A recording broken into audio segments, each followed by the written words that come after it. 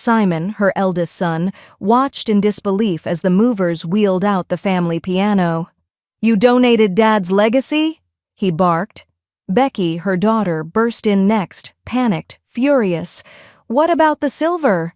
The necklace? Everything?" Eleanor calmly poured her tea. "All gone, given, protected." Down the hall, Andrew, her youngest, read the trust paperwork too late to stop it, and upstairs, her new will sat in a locked drawer, airtight, ironclad, and completely childproof. "Wait, before we go any further, I gotta ask, where are you watching from?" Drop it in the comments, and don't forget to subscribe.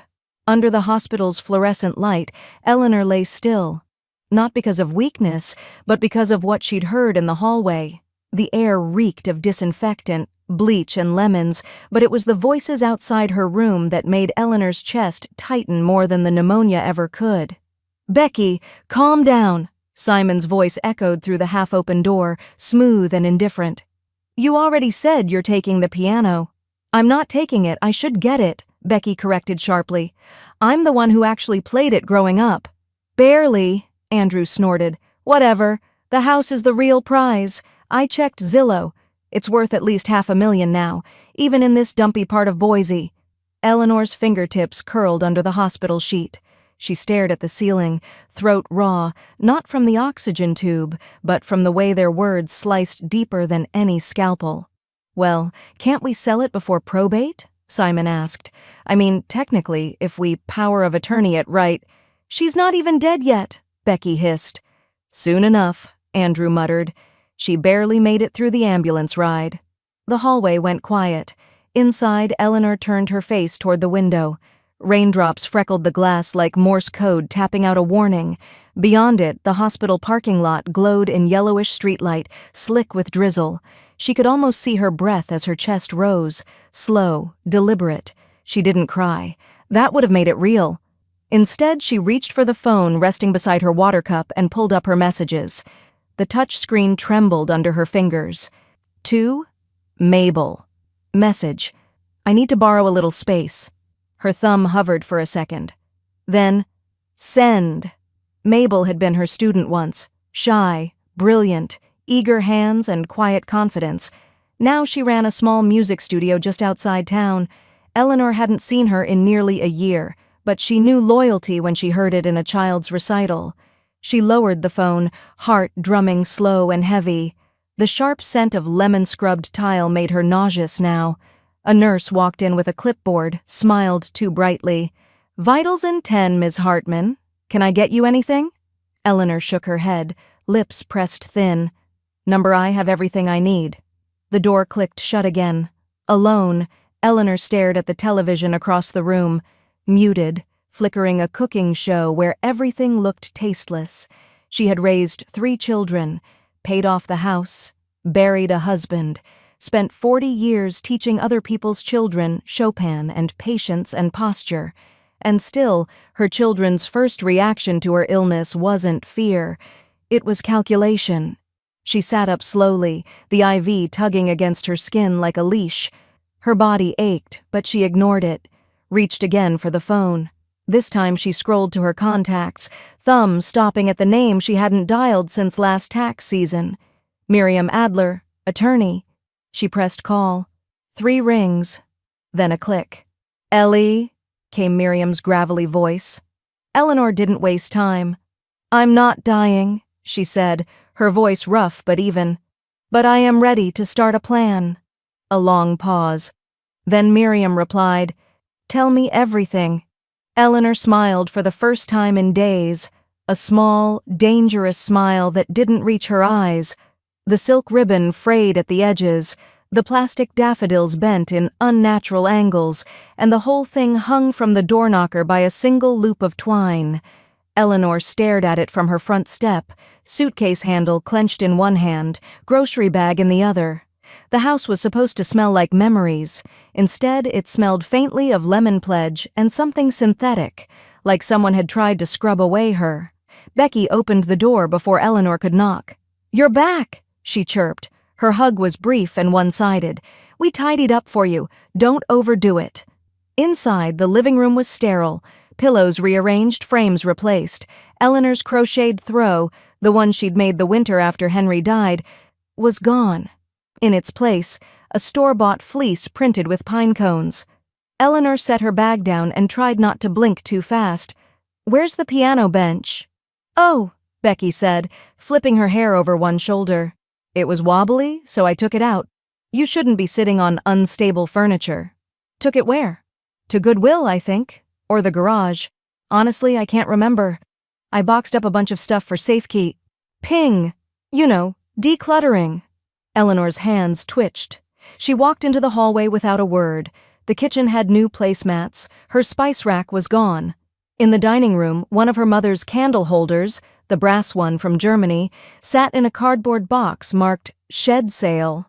Then came Simon's voice from the back hallway. "Hey, Mom, just a heads up.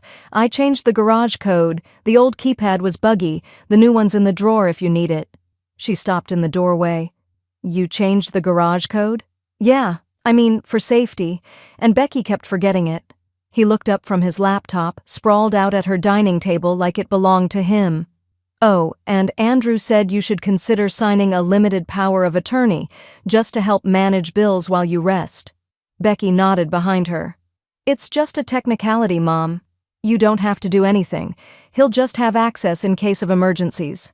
"I think I'll wait until the pneumonia fog clears," Eleanor said softly, smiling like she'd forgotten how to be sharp. That night, when the house quieted and her kids retreated to their own homes and excuses, Eleanor began her real tour. Room by room she walked slowly, barefoot on the hardwood floors.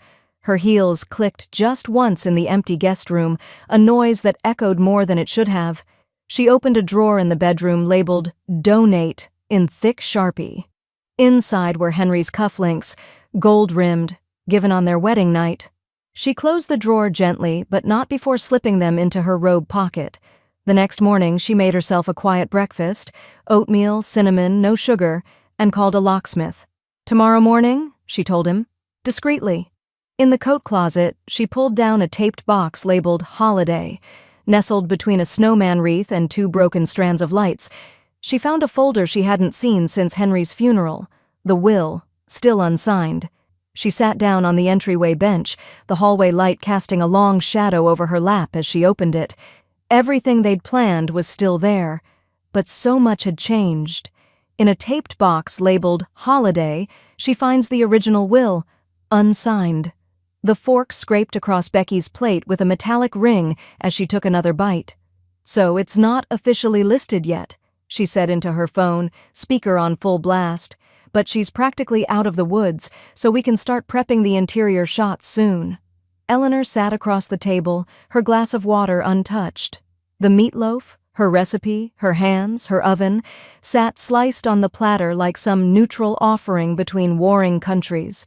The salad was still in the plastic bowl she had used to toss it in. No one had bothered to plate it.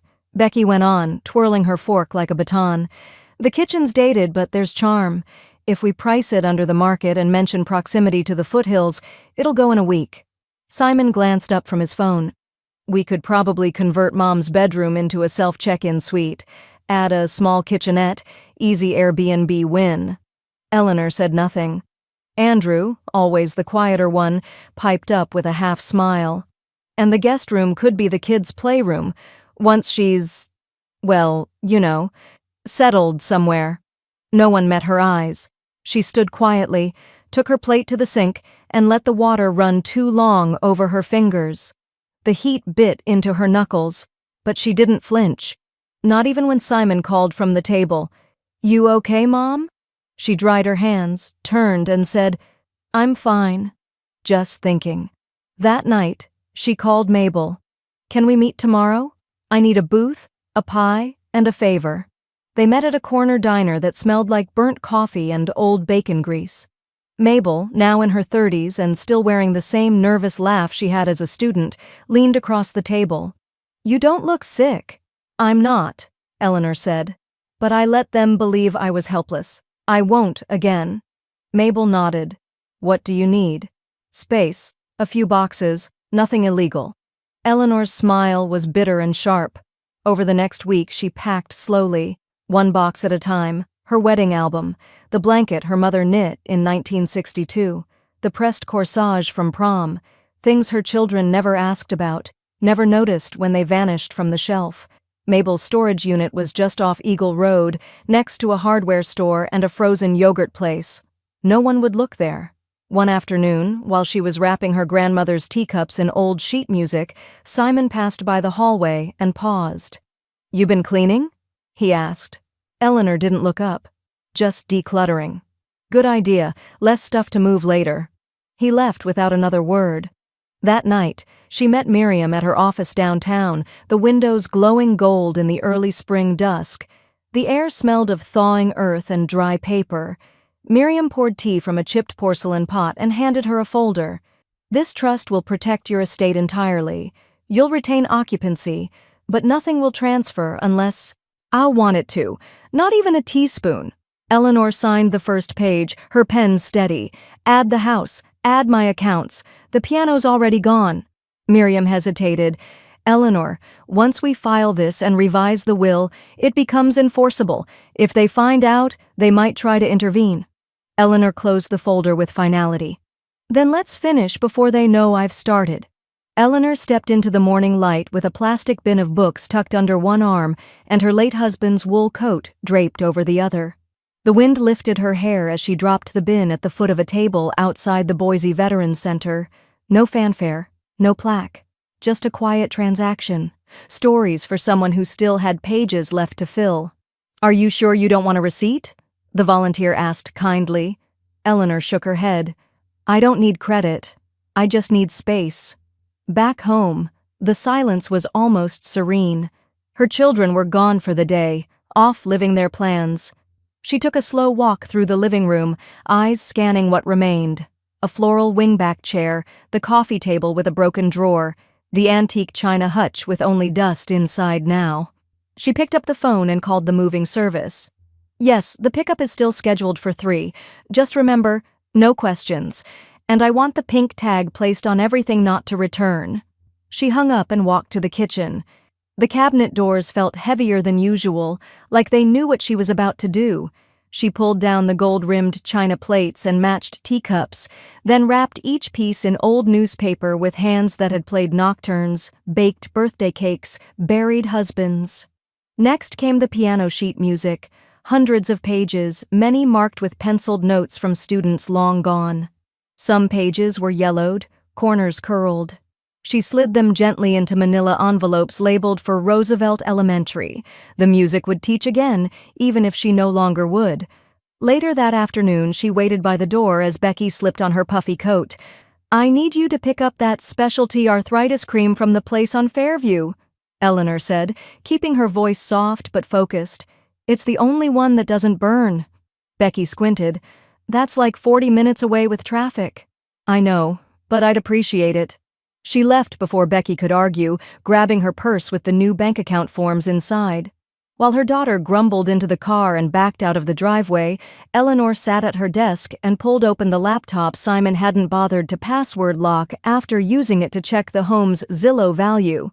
In under 15 minutes, every bank password was changed, every auto-pay redirected. She opened a new account at a credit union that none of them used, titled it in her full name, Eleanor C. Hartman, trustee, and transferred funds. Simon arrived later that evening, slouched in the doorway with his arms crossed. "Did someone come by today?" Eleanor looked up from her book with feigned innocence. "Why? The living room looks hollow." "Oh," she said, closing the book gently. "I'm simplifying. Clutter makes me feel crowded." He blinked, confused. "You got rid of Dad's armchair?" "It didn't sit well with me anymore." He stood there for a beat, unsure whether to push or walk away. He chose the latter. When he left, Eleanor exhaled, retrieved the document scanner from the closet, and laid out every important file she had: property title, insurance forms, health directives. She scanned and uploaded each one to a private cloud folder labeled Winter Files. A password only she knew, hidden behind a sequence of piano key letters. CEAGF.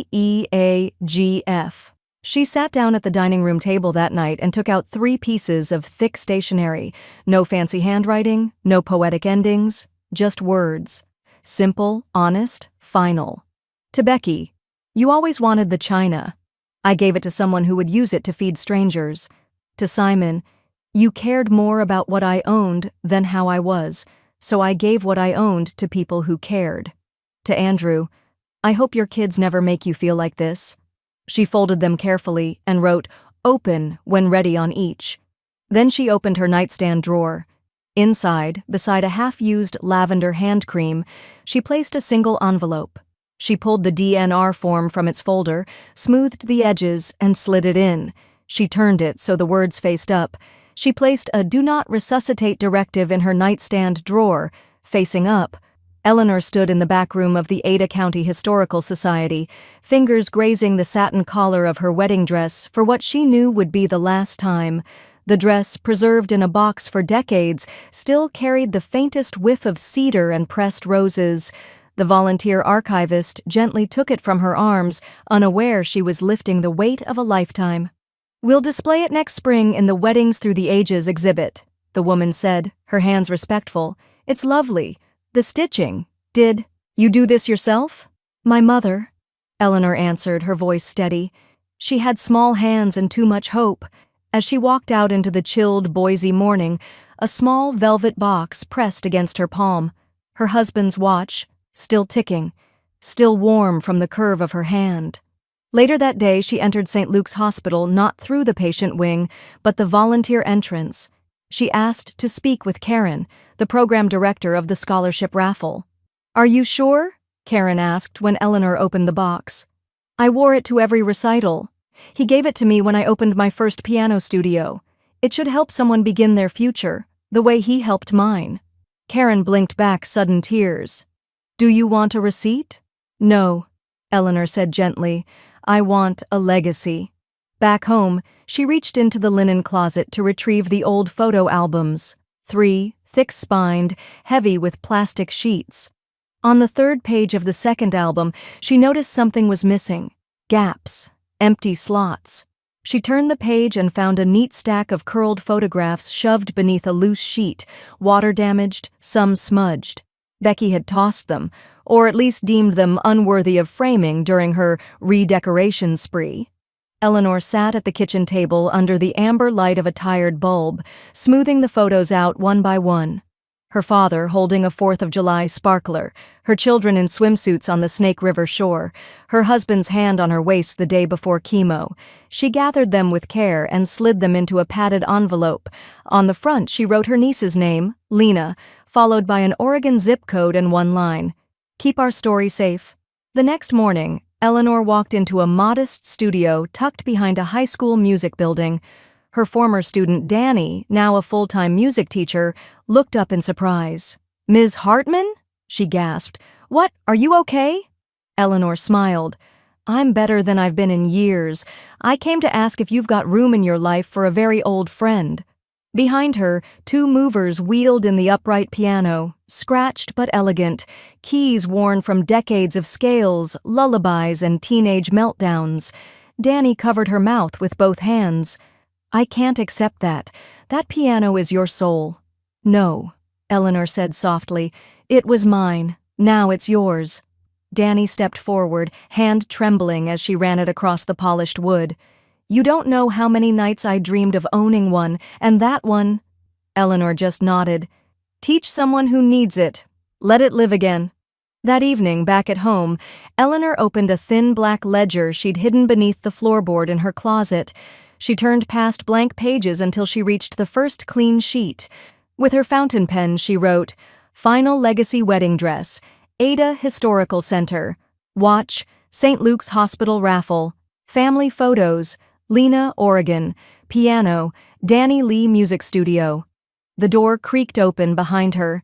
She looked up just as Simon stepped inside, unannounced, his brow furrowed. Outside, 2 men were strapping the piano into the back of a moving truck. Simon glanced from the window to his mother. "You're giving it away?" he said, voice low and incredulous. Eleanor closed the book calmly. "It was never yours to keep." The sunlight crept across the hardwood, painting Eleanor's dining room in a soft amber glow. She stood before the tall glass hutch that once displayed her grandmother's china and her wedding crystal. Now, only her own faint reflection stared back at her, older, firmer, untouched by sentiment. Simon slammed the front door hard enough to rattle the shelves. "It's gone?" he barked. "You gave it away?" Eleanor didn't flinch. She simply turned and met his eyes. "It's no longer yours to want." He paced like a man unraveling. "Mom, that piano, Dad bought it. That was supposed to... It was supposed to collect dust while you rented out my home by the room," she asked, voice steady. "It was supposed to become your bargaining chip?" Becky burst in 15 minutes later, her eyes already scanning the house like a shopper in a going-out-of-business sale. "Where's the silver set?" she demanded. "The one from the wedding? And your gold necklace? You wore it every Christmas?" "Gone," Eleanor said. "All of it donated, accounted for, and legally dispersed." Becky scoffed. "To who? Why? Are you confused?" Eleanor took a breath. "No, Rebecca, I'm clearer than I've ever been." Down the hall, a low ding came from the office. Andrew had taken her desktop without asking, under the pretense of updating software, and was now locked out of every account. His voice floated in, sharp with frustration. "The passwords aren't working. Did you change your online banking?" Eleanor smiled faintly without answering. In fact, she'd done more than change passwords. The day before, Miriam had driven over with a stack of thick stamped folders in a slim leather bag. They sat together for 2 hours, initialing here, signing there, Eleanor's pen firm with every stroke. By that afternoon, every asset, tangible and financial, had been sealed inside an irrevocable charitable trust. The piano, the jewelry, the antiques, the investments, the land title, all accounted for, all removed from reach, no probate, no loopholes. Her children weren't disinherited. There was simply nothing left. That evening she lit the fireplace even though the weather didn't call for it. She sat beside it with her rewritten will, her breath calm even. The new document was clean, sharp, no heirs. The house, now deeded to a local nonprofit that served displaced seniors, granted her full lifetime occupancy. The nonprofit would take over fully after her death. She placed the signed copy into a fireproof envelope and tucked it beside her medical documents. Then, carefully, she scheduled a FedEx delivery of the trust paperwork, timed for 2 days after her follow-up checkup, just in case fate decided to play unkind again. They wouldn't see it coming, and she wouldn't wait for their gratitude. Later that night, with the house blessedly quiet and only the hum of the old fridge breaking the silence, Eleanor opened her laptop. The screen glowed a cold white, bouncing off her face like a mirror. She clicked the camera on. Her face appeared, lines deeper now, eyes more direct than they'd ever been. She inhaled. "My name is Eleanor Hartman. I'm 68 years old. I am of sound mind and body. Everything I've done legally, ethically, and intentionally." Her voice did not tremble. "My children may tell a different story, that I was manipulated, that I was confused, that I was unfair." She leaned forward, eyes fierce. "But what they never considered is that I was watching. I heard them divide me up like luggage before my body was even cold. So I acted, quietly, lawfully, and with love. Just not the kind of love that lets someone rob you while you're still breathing." She stared into the camera. "If you're seeing this, it means the story is being twisted. So here's mine." She reached out and clicked save. Eleanor poured the last of the cinnamon creamer into 3 chipped mugs, placing them on the table without ceremony. The smell of maple bacon curled through the kitchen, warm and nostalgic. She had set the table like old times. Scrambled eggs, toast triangles, cloth napkins folded with care. A peace offering, though no one in that room had earned peace. Simon was the first to show. He didn't bother with a greeting, just eyed the living room with a faint sneer. "Place looks bare," he muttered. Becky arrived 5 minutes later in a cloud of perfume and suspicion, tapping on her phone and asking, "So, is this about the estate? I have a noon showing." Andrew brought up the rear, quieter, always the bridge trying to hold two banks that no longer wanted to be connected. Eleanor smiled without warmth. Sit? Eat? They did, reluctantly, like children dragged to the dinner table. Forks scraped plates, and the air buzzed with unspoken expectations. So? Becky finally asked, slicing through a piece of toast like it had wronged her. You said it was important? It is, Eleanor said, folding her hands. I wanted to let you all know. There's nothing left for you to fight over.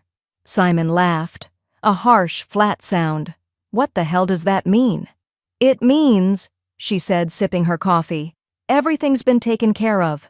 Donated, transferred, trust filed. There is no estate, no inheritance, nothing left in my name for you to squabble over.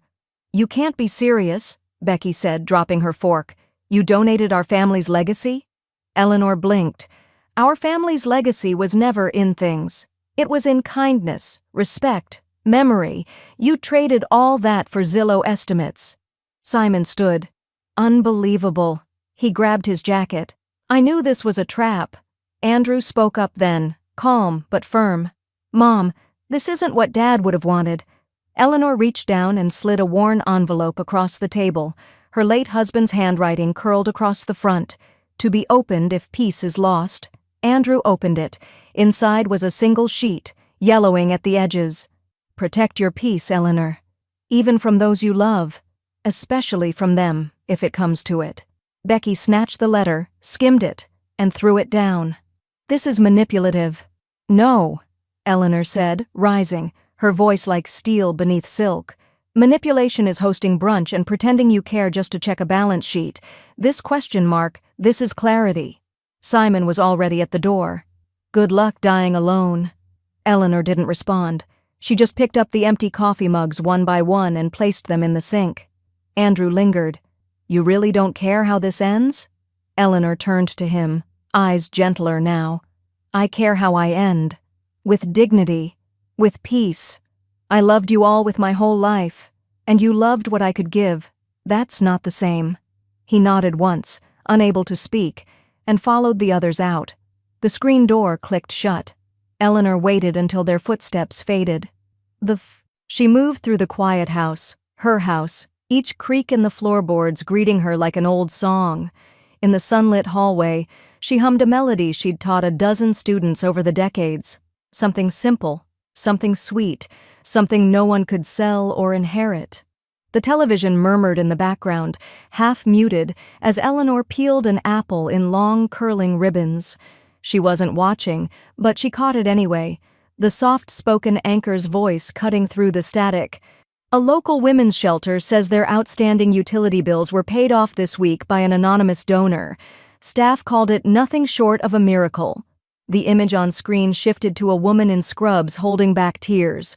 Behind her, children played near folding chairs and hand-me-down toys. We didn't know how we were going to keep the lights on next month, the woman said. Then we got the call. Someone cared.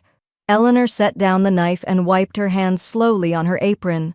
The donations had gone out quietly. Small envelopes, plain white, no notes, no return addresses, just checks, receipts, and in some cases, handwritten lists of exactly what to do with the funds. She never signed her name, but people knew. At the piano school, a glass case now displayed vintage sheet music with a delicate label, from the archive of Ms. E., former teacher and friend. A young instructor had filmed a short thank you video on her phone, voice trembling as she stood in front of the upright piano Eleanor had once taught on. You saved this place, she whispered. Another clip showed up on a nurse's social media feed. There's a widow here in Boise, she said, quiet, kind. She paid for 3 surgeries last month. We don't even know how she knew. The post ended with a single candle emoji. Thousands liked it, and in Becky's sleek suburban kitchen, over a cold cup of half-drunk coffee, the daughter who once marked Eleanor's belongings for donation sat scrolling in disbelief. Her face hardened with each swipe.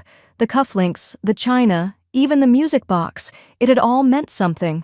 But it was gone, given to strangers. The ping of a new message interrupted her spiral. From Simon subject, her funeral will be empty. Message, you destroyed your legacy. You gave away our name. Eleanor read the email on her old desktop, her fingers hovering over the keys for only a moment before she replied. One line. I redefined it. That afternoon, she folded laundry while humming Chopin. The scent of lavender fabric softener drifted through the house. Outside, the trees moved gently in the spring wind, like they too were finally breathing easier. Her phone rang. It was the hospital. Ms. Hartman, the nurse said, sounding almost too cheerful. Your CT scan came back completely clear. No signs of recurrence, no cancer, not even a trace. Eleanor didn't speak for a beat. The silence stretched. Then she exhaled. Thank you, she said softly. After the call, she stood in the hallway a long time.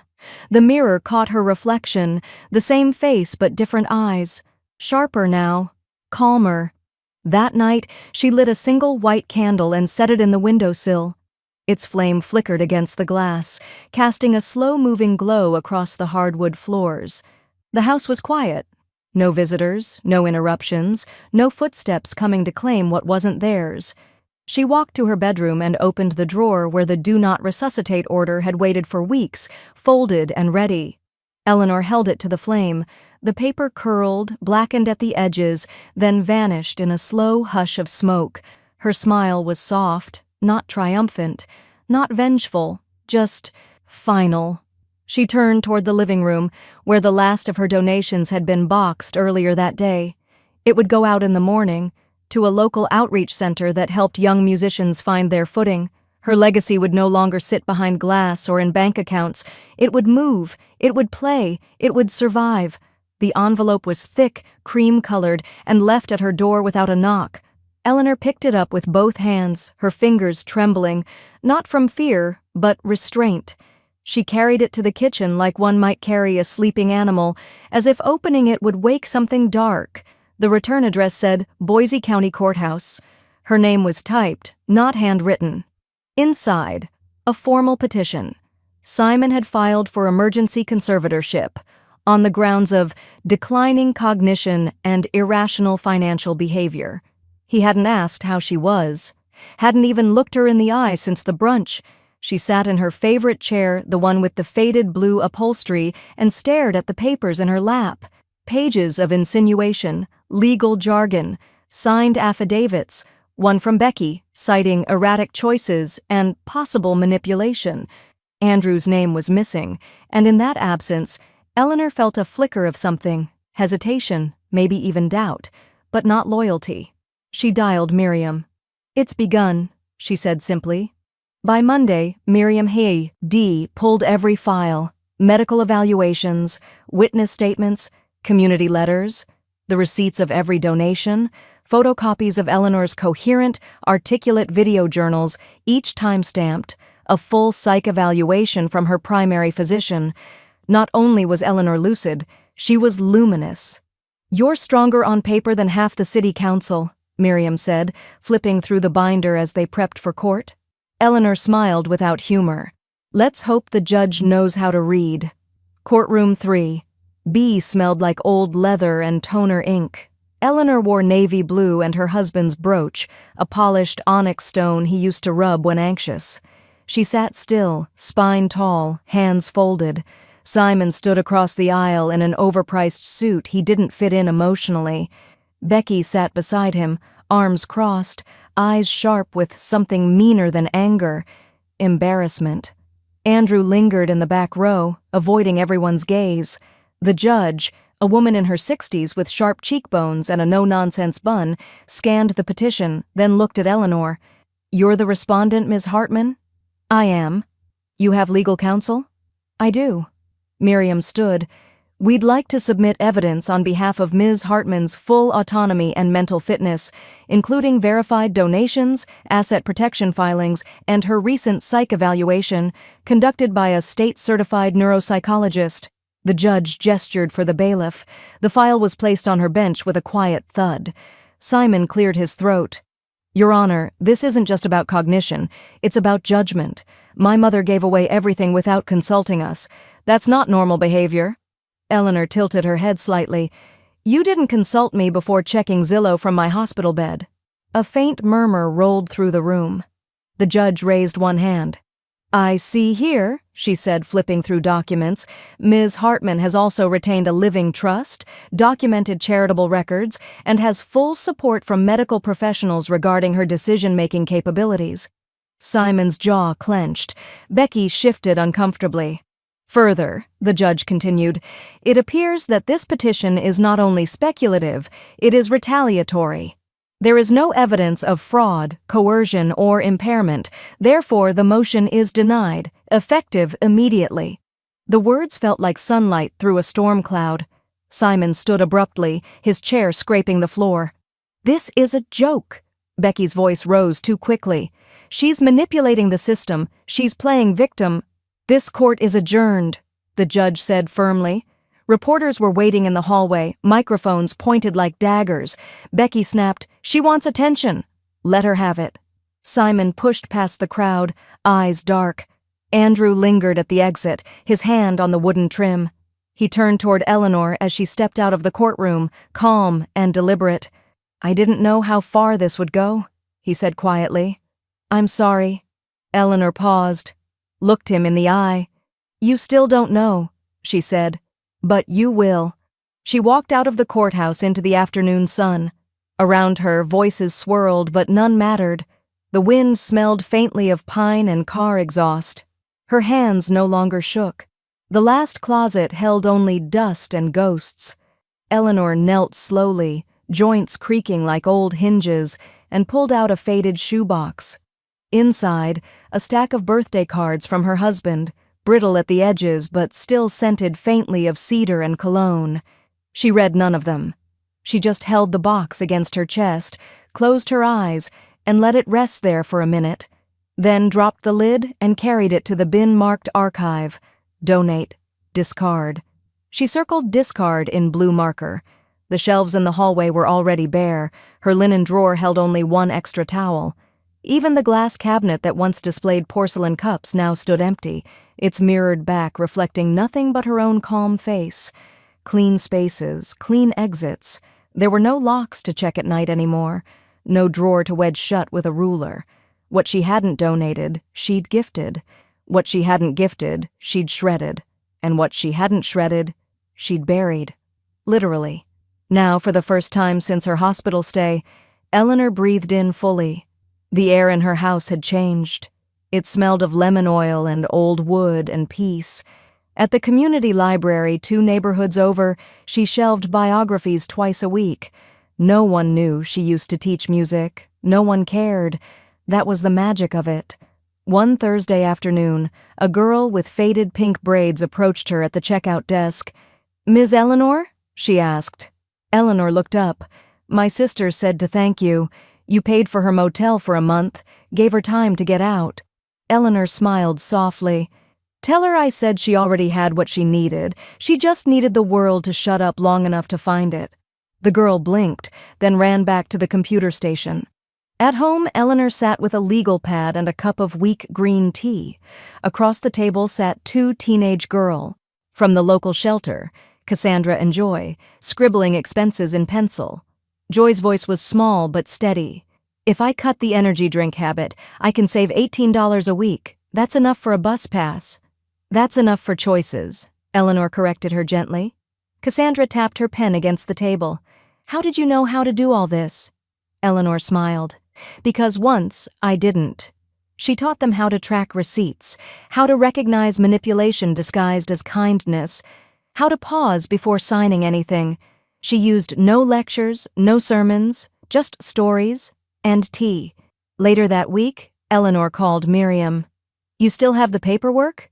"I do," Miriam replied. "You're sure?" "Completely." They met at a diner. Eleanor signed her medical power of attorney across the dotted line. "I want decisions made by someone who listens," she said, sliding the form back to Miriam. "Not someone who's waiting for me to forget where I put the spoon." Driving home, Eleanor passed Becky's silver SUV parked 2 houses down. The engine was off. Becky was in the driver's seat, staring at the mailbox, her hands unmoving on the wheel. Eleanor didn't slow. She didn't wave. She turned into her driveway, lifted the garage door, and stepped into her now silent house. There were no voicemails, no packages, no half-hearted visits. She changed into soft pajamas, made herself scrambled eggs for dinner, and watched the last of the sunlight crawl across her living room floor like a patient cat. Then she went to her writing desk. A blank page waited in her journal. At the top, she wrote in slow, looping script, Day 1, after letting go. The grand piano gleamed under the spotlight like it had waited decades just for her. Eleanor stood beside it, her hands loose at her sides, her heart a steady thrum beneath her green satin dress. The fabric hugged her now slimmer frame, retouched by a seamstress who said, "You've still got fight in you." She did, but tonight wasn't about fighting, it was about claiming. The MC introduced her gently, a woman whose generosity changed lives before anyone even knew her name. Applause rolled in like soft thunder, polite but curious. Most had never met her, but they'd seen the headlines. The anonymous donor, the mystery widow, the piano school revival. All whispered about in grocery lines and community boards. Eleanor stepped forward, her heels a quiet click against the hardwood stage. No speech in hand, just music in her fingers. "I was asked to speak tonight," she said into the microphone, her voice low and sure. "But words never held me like music did, so if you don't mind, I'll let the keys do the talking." She sat, adjusted the bench, took a long breath. Then came the first note of Clair de Lune, slow, haunting, intimate. The room held its breath. Soft candlelight flickered across faces stilled by the sound. Her hands moved fluidly, confidently, like they remembered every lesson she ever taught and every night she ever played for no one but herself. The music curled into corners, into memories, into marrow. Halfway through, her gaze lifted, not searching, just drifting.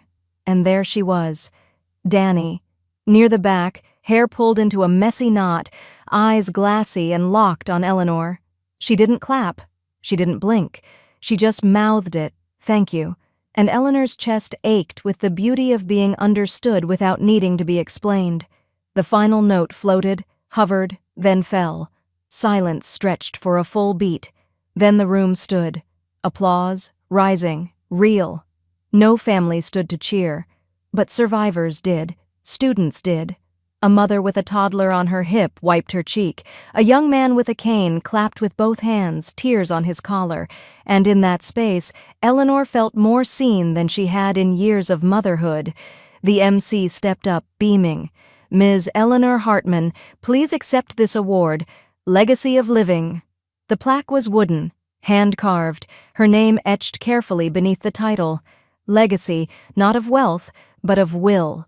She smiled as she accepted it. No speech needed. Danny met her in the hallway afterward. "You didn't have to come," Eleanor said softly. "I did," Danny replied. "That piano, it saved me. You saved me." They hugged. Briefly, quietly. No spectacle, just breath and thanks. Outside, the night air was cool, fragrant with crushed leaves and something faintly sweet. Someone must have lit cider candles on the front steps. Eleanor descended slowly, careful on the old stone stairs. A volunteer tapped her shoulder. "Someone left this for you." She held out a small, cream-colored envelope, no label beyond the return address, S. Hartman.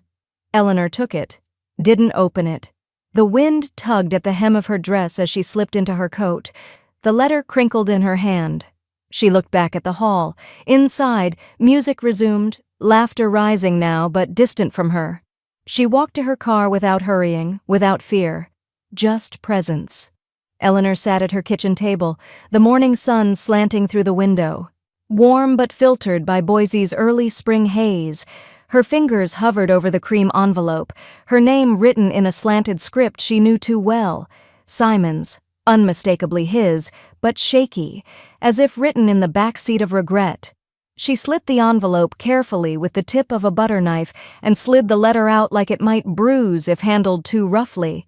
The paper smelled faintly of his cologne, cedar, and something sharp beneath it, maybe guilt. "Mom," it began. "I didn't know how to say this.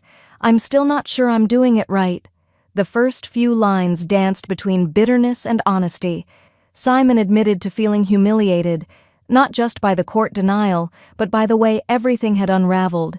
He wrote about seeing his name absent from the trust documents, about the sting of being shut out, and then the first turn. "Maybe I deserved that," he wrote. "We treated you like a placeholder, something fading, not someone choosing." Eleanor paused, her hand flat on the page, heart steady but raw. She kept reading. "I thought I was being logical, helpful even. I didn't realize logic could be cruel." He didn't apologize, not directly. But the letter was a confession, a first. When she finished, she sat still for a long while, just listening to the refrigerator hum and the faint ticking of the wall clock. The house was quiet, like it was waiting to see what she'd do. She pulled out a fresh sheet of paper. Her pen hovered, then began. "Simon?" She didn't match his tone. She didn't mirror his emotion. Her words were cool, steady, rooted in calm. She wrote about boundaries, about the difference between grief and greed, about how legacy wasn't something you earned through birthright. It was how you remembered to love someone while they were still here. She didn't say she forgave him. She said she had let it go.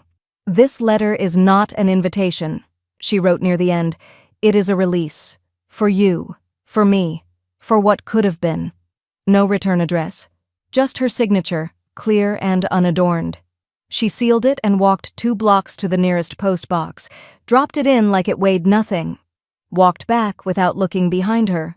Later that afternoon, Eleanor slipped on her garden gloves, the same worn pair she used every year since Walter passed. Danny met her in the backyard, dragging a small red wagon with a young sapling inside, an autumn blaze maple, its branches slender and ready. "Ready?" Danny asked. "Ready." They dug side by side, the smell of moist dirt rising like memory. Eleanor wiped sweat from her brow with her wrist, smiling as she watched Danny cradle the tree into its place. Before the roots were buried, Eleanor went inside and returned with a shoebox. Sturdy, taped once along the edges. She didn't explain what was inside. She didn't need to. Danny didn't ask. She laid the box at the bottom of the hole. The weight of it, the old wills, the documents, the fragments of a life she no longer owed anyone, settled into the soil without ceremony. Then the roots went in, and the earth followed. When they finished, Eleanor pressed her palm gently against the mound. "Closure," she whispered, "isn't always quiet." Danny tilted her head. "Sometimes it sings?" Eleanor smiled. "Exactly." They rinsed off the shovels and sat on the porch with lemonade and silence. Birds chirped overhead. A neighbor's lawnmower hummed faintly down the block. The tree stood tall in its new place, fresh, still flexing toward the sky.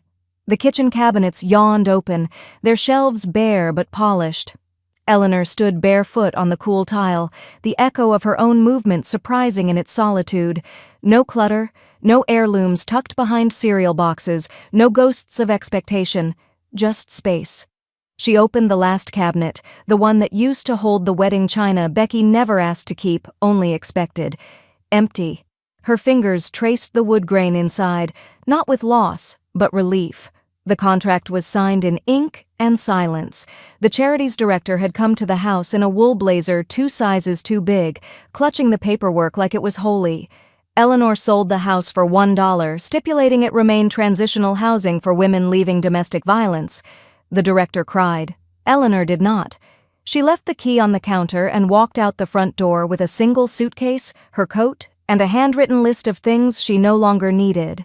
Her new home sat by a quiet inlet off Lake Lowell, where geese honked overhead and the breeze smelled faintly of reeds and pine. It was a small rental cottage, 1 bedroom, 1 bathroom, and just enough kitchen to brew tea and bake muffins. The landlord, a retired nurse named Luann, had waved off the background check. "Everyone in Boise knows who you are," she said, smiling as she handed Eleanor the lease. "Besides, I heard you're a hell of a pianist." A well-tuned upright piano waited by the front window when she moved in, already dusted, already loved. Danny had brought it, reclaimed from the school after budget cut. Shut down their music program. She visited every Saturday morning for lessons, bringing her own sheet music and fresh scones from her job at the cafe. They played together, sometimes scales, sometimes Chopin, sometimes nothing at all. One afternoon, Danny asked, "Do you ever miss them?" Eleanor looked up from the keys. "I miss what I thought they'd be." A film crew from Portland reached out in late spring. They'd seen the community posts, the gala performance, the court case. They wanted to tell her story, voiceovers, B-roll, old family photos if she had them. "You're a symbol," the producer said over the phone. A kind of quiet resistance. Eleanor thanked her and declined. She had no interest in being a symbol. She had fought her battle in private, and she'd won in ways the world couldn't glamorize. Still, people found her. A volunteer at the shelter, a soft-spoken 20-something named Leah, hugged her after an afternoon training session and whispered, "You're the grandmother I never had."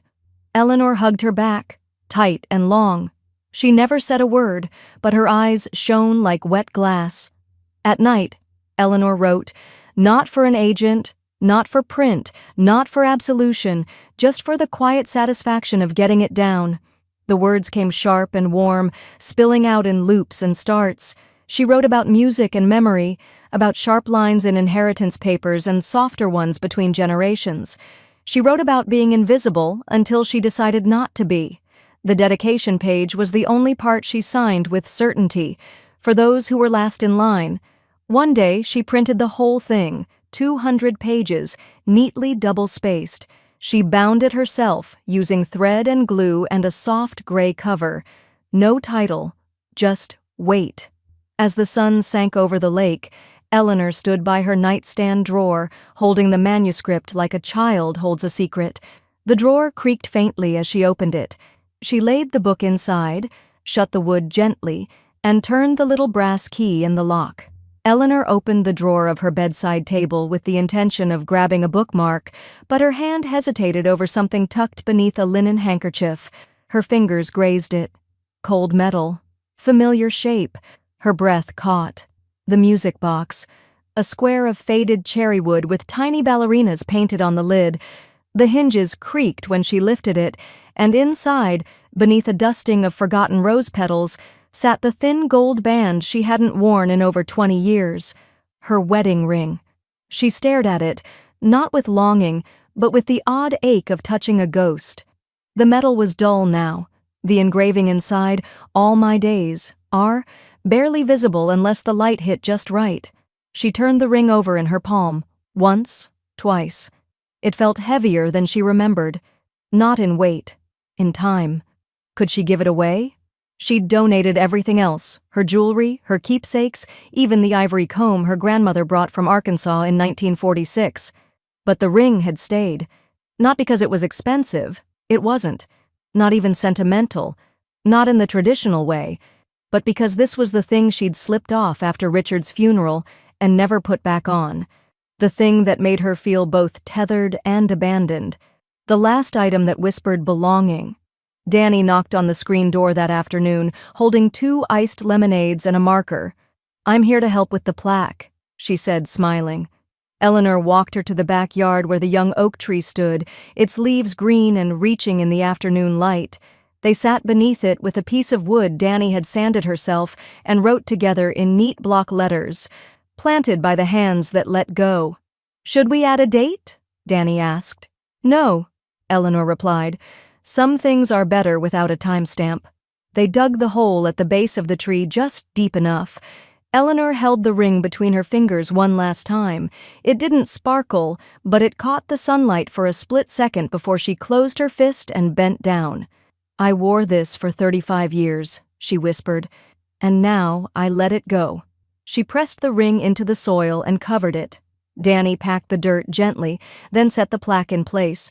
The breeze picked up as they stood back, rustling the young leaves above them. It felt, oddly, like applause.